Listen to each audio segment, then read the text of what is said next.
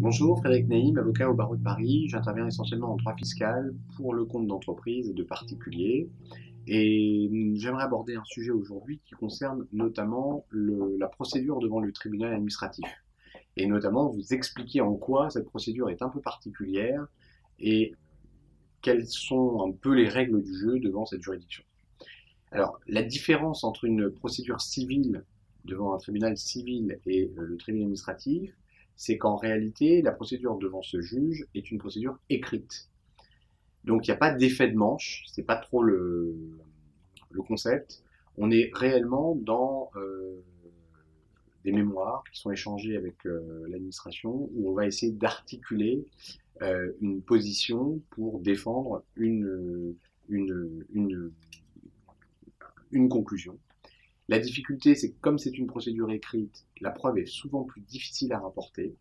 Des choses s'expliquent facilement, elles s'écrivent peut-être un peu moins facilement. Donc, il faut quand même comprendre qu'une procédure devant un juge administratif est souvent une procédure où la mission d'obtenir gain de cause peut être plus difficile à obtenir, notamment lorsqu'on est sur une dimension qui implique un aspect factuel.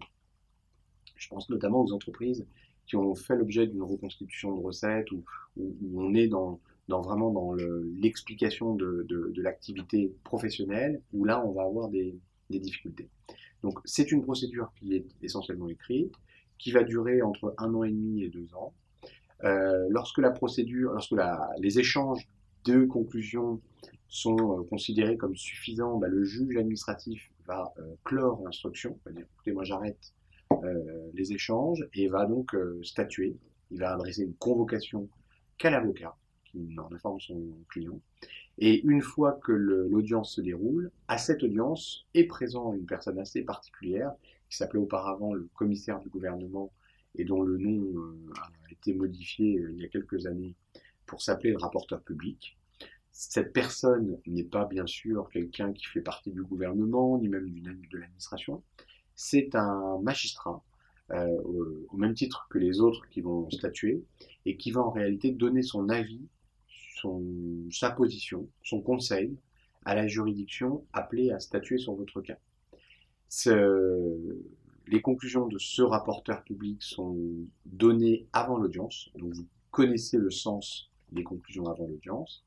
Donc l'idée, c'est qu'on peut avoir dans certains cas intérêt à se rendre à l'audience pour aller critiquer, mais presque sur place, en improvisation, les conclusions qui sont présentées par le rapporteur public que vous découvrez lors de l'audience. C'est-à-dire qu'on va à l'audience, on connaît la veille le sens des conclusions du rapporteur public, il a dit par exemple un rejet, et on va aller à l'audience et on va savoir pourquoi il a dit, pourquoi il a conseillé à la juridiction de rejeter votre requête, et là l'avocat va pouvoir justement dire en quoi il y a un problème factuel ou un problème de droit sur lequel vous n'êtes pas d'accord avec les conclusions du rapporteur public.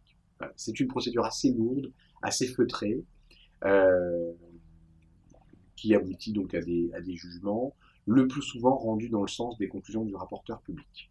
Voilà, j'espère que ces informations vous seront utiles et je suis à votre disposition pour vous accompagner.